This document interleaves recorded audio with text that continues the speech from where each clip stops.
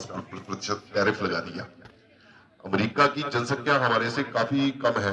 वहां पर जो उनके स्रोत हैं वो शायद हमें लगता है हमारे से काफी कम वहां पर खेती बाड़ी होती होगी। हम लोग सब सुख जो हमारे साधन है उनसे संपन्न है, लेकिन वो टैरिफ लगा रहा है हमारे ऊपर, क्योंकि काफी चीजों से पर हम अमेरिका पर निर्भर है। तो ये थोड़ा सा इसमें क्या होना चाहिए, जो स्व का भाव हमारे में जागृत होना चाहिए। हमारे गांव में हमने क्या किया, पत्तल छोड़ दी है।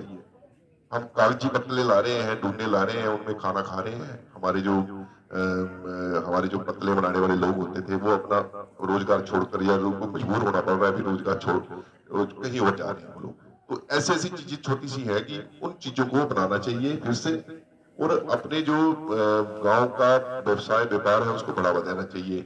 कई विदेशी चीजें हम लोग यूज करते हैं, आज मजबूरी है, करनी पड़ रही है, लेकिन काफी ऐसा कर सकते हैं हम लोग कि ज्यादा विदेशी चीजों के ऊपर निर्भरता ना रहकर अपनी स्वदेशी चीजों है उनको थोड़ा अपनाना चाहिए, सीखना चाहिए कि स्वदेशी है उसको पहले हमने प्रायोरिटी देनी है। हाँ मजबूरी है तब तो हम उसको ले सकते हैं। ये चीजें थोड़ा करने से क्या होता है कि थोड़ा हमारा जो स्व का या स्वदेशी चीजें हैं उनका बढ़ावा मिलेगा, और ये अमेरिका वगैरह जो ऐसी देश है वो धमकियां देने पे उतारू कभी तो नहीं हो पाएंगे, क्योंकि हम लोग मजबूत बनेंगे। वो सोने की चिड़िया जिसका मैंने शुरू में जिक्र किया वो ऐसा बन सकता है, ऐसा नहीं है, क्योंकि पहले ये हमारे व्यापार ही थे, व्यवसाय ही थे जो हमारे देश को सोने की चिड़िया इसलिए कहलाता था कि ये मजबूत थे।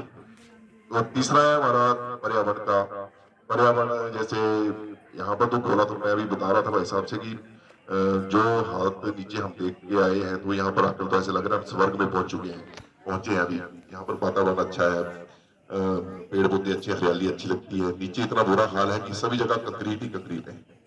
तो क्यों इस महसूस होता है वहां पर नर्क जैसी है। अभी तो सड़क का काम चल रहा है, जैसे लगता है नर्क में है बैठे हुए, इतनी धूल वहां पर खा रहे हैं, मिट्टी खा रहे हैं। पर्यावरण हरियाली हरा भरा रहेगा तो अच्छा लगता है।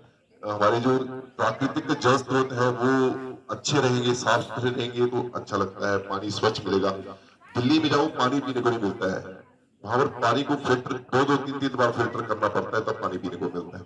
तो ये जो हमारा, हमें भगवान की बड़ी अच्छी देन है कि हम पहाड़ में रहते हैं, या हमारा ये हिमाचल प्रदेश पहाड़ में, यहाँ पर या मुझे लगता है पानी की प्रदूषण की समस्या कम है, लेकिन फिर भी हमें अपने प्राकृतिक जो जल स्रोत है उनको बचाकर रखना चाहिए, उनको स्वच्छ रखना चाहिए। और पेड़ पौधों को ऐसा नहीं समझना चाहिए कि हमारे गांव में पेड़ पौधे बहुत हैं, हम नए पेड़ पौधे नहीं लगाएंगे, लगाने चाहिए, जिससे हरियाली बनी रहे और वातावरण स्वच्छ और सुंदर बना रहे। चौथा है, पांचवा है हमारा विषय नागरिक कर्तव्य। नागरिक कर्तव्य आप लोगों को कुछ सभी जानते ही है कि कुछ हमारे जो सरकार की तरफ से कानून है उनका पालन हमें करना चाहिए। सड़क पर चलते हैं, गाड़ी में चलते हैं, बेल्ट डालकर चलनी चाहिए, हेलमेट डालकर चलना चाहिए। कुछ दूसरे कर्तव्य भी है हमारे, जैसे नागरिक के नाते हमारे कुछ कर्तव्य होते हैं। जैसे कुछ एक उदाहरण दूंगा आपको।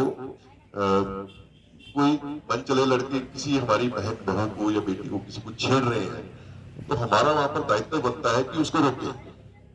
ये थोड़ा सुनने में अजीब लगता है कि ऐसा कुछ बोलना नहीं चाहिए मुझे लगता है इस मंच से या गांव में, लेकिन ऐसा होता है, हम लोग आंख फेर कर चले जाते हैं। ये चीजें थोड़ी सी जो हमारे रोकनी चाहिए, और हमें अपना कर्तव्य समझकर उसको उस चीज को रोकना चाहिए। एक छठा विषय जो संघ की तरफ से भी है और एक समाज की तरफ से भी है हमारे, अभी आपने देखा ही होगा, चिट्टा रूपी जो एक नशा है वो हर जगह फैल रहा है। गांव में ज्यादा दस्तक हो रही है, शहरों में तो हमारे शाहपुर में 11 बच्चे जिनकी उम्र लगता है 20 22 25 साल की, वो चिट्टा लेने के कारण मर चुके हैं 1 साल में। तो इस बीमारी को हम लोगों ने मिलकर रोकना है, उसके ऊपर कार्य करना है। तो इतना सा मैं अपना विषय यहाँ पर समाप्त करूंगा। आप सभी का धन्यवाद।